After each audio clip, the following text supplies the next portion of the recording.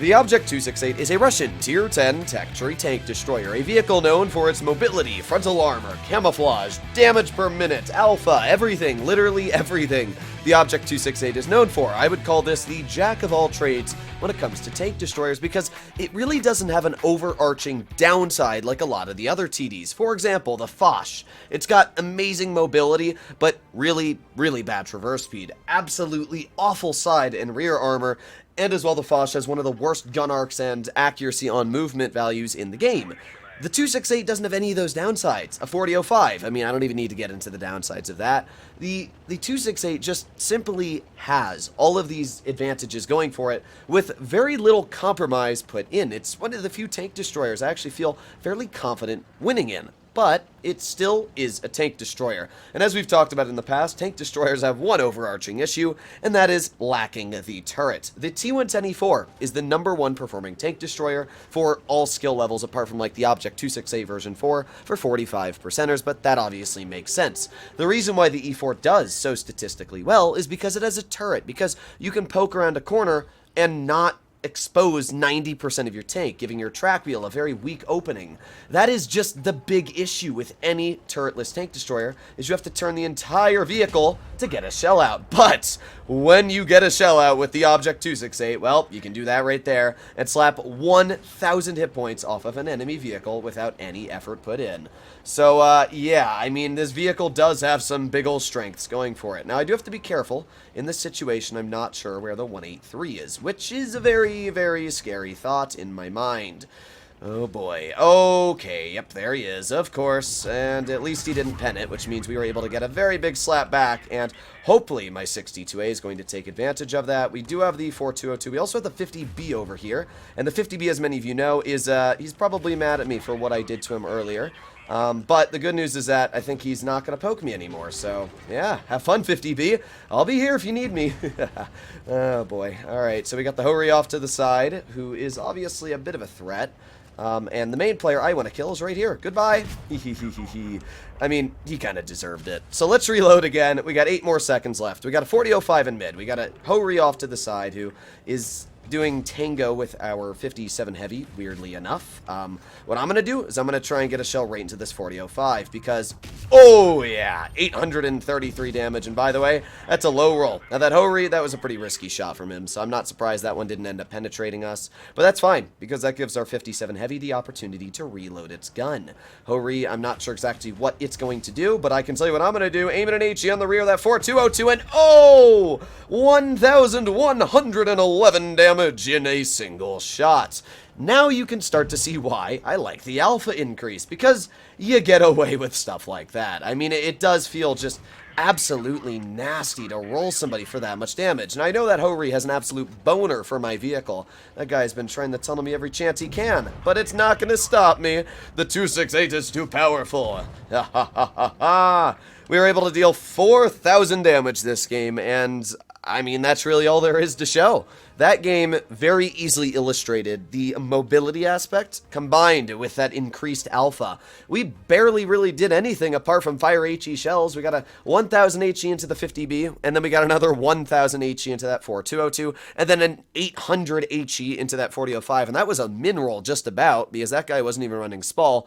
3 HEs brought us just about to 3,000 damage, which is pretty insane when you think about it. So, here we are in one more game. What do we have up against us? We got a Foch platooned with the 263. Now, I can already tell you that those players are going to be YOLOing. That is fairly common sense, as that's kind of what that type of platoon would do. So, I'm not going to put myself in the front line when I see that type of lineup. The good news is that we have a double IS-4 platoon, which means at least they have a lot of hit points, but, well, I guess we're going to find out what happens. I'm a little skeptical right now of this battle, but, oh well. I'm only a tank destroyer, so whatever I can shoot is whatever's getting shot at. First things first is I'm going to drive right over here. I would expect those tank destroyers to be going towards A side, and I would love to support the mediums, but at the same time, I guess we'll find out. That's the best way to word it. So we got our IS-4s crossing. Oh, turn, and snap! Oh, imagine if that hit. That would have been insane. Now, the great news is because I have the best camouflage for a tank destroyer in Tier 10, it means that I actually don't really have to worry about being spotted that easily. You know, if you're in a 183 on this hill, you're in big detriment of being detected. You don't have to worry too much about that one being in a 268. And as long as I sit still, I don't even think the 4202 will outspot me, which is actually fantastic news. Now, as of right now, this is a weird battle, because I don't really know where the enemy team is. Oh, there you go. That's what we were waiting for. We got the Kranvong all the way in the back, and fire. Oh, 268. Why are you doing me like this? Well, unfortunately, the 268 didn't want to have some fun there, so, well, that was really, really sad. I'm going to fire a shell right there. I'm not sure if he's still there. Actually, he might be. I think that actually had a pretty high probability of hitting, judging that there was no hit marker. Ooh. That's a will hit. We got 3 more seconds left. 2, 1, and kaboinker. Oh, is he gonna die? Yes, he is. There you go. The bat chat finished him off. Unfortunately, it looks like we did not get the connecting shell on that Kranvong, but honestly, I really can't complain. We've already done a pretty solid job just with that one shell onto the enemy 183. We got the Foch off to the one side, we got the Kron and the E5 off to the other. Oh, and there is the main player I want to shoot at, the TVP. Let's aim in. Oh, no. I should have just shot. Ooh, okay. So, here's the good news. I know that this TVP is going to drive up the hill. And if I aim about right here, and I'd say we wait about 1, 2, 3, fire. I think that the moment we fire is when the Foch instantly gets spotted. That is really unfortunate. Not spotted, but drives into the open. That is extremely unfortunate news. The good news is that I got a lot of health, which means I can very easily just push on the Foch. And if my Batchet actually sent him, which he is, that gives us a very...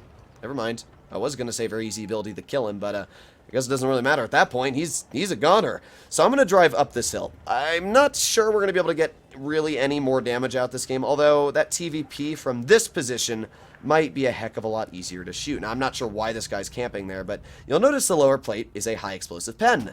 And that is exactly what we just did. Oh, boy. Yeah, TVP, I think you're finally learning your lesson for camping at the back of the map. Honestly, he deserves it. I mean... You're camping at the back of the map in a TVP. What do you expect, bro? Alright, now I am probably going to be clipped by the TVP, but we're going to get a shell into that 4202. We got the 263 in the back. Might hit me, might not. I don't really care. We're just going to push over here, and beautiful.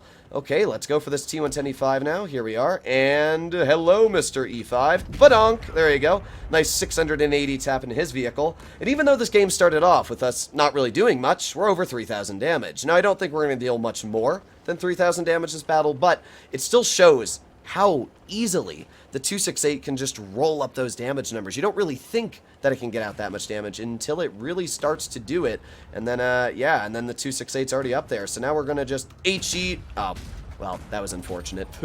I didn't realize that there was a bit of a terrain deformation that went in here.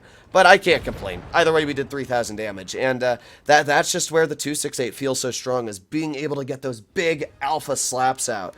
It has quickly become one of my favorite tier 10s in the game because of its capabilities, the mobility, everything. We did 3,200 damage this game, and it didn't even seem like we did. But that's because we connected 1 HE onto that TVP, which was able to roll 1,163 damage. I mean, that's just insane. Hopefully you enjoyed today's video. I really think that the 268 is just an amazing beast, and if you own it, try it out if you haven't played it in a while. Really, it is super fun. Hopefully you enjoyed today's video, and I'll be seeing you in the next one. Bye-bye.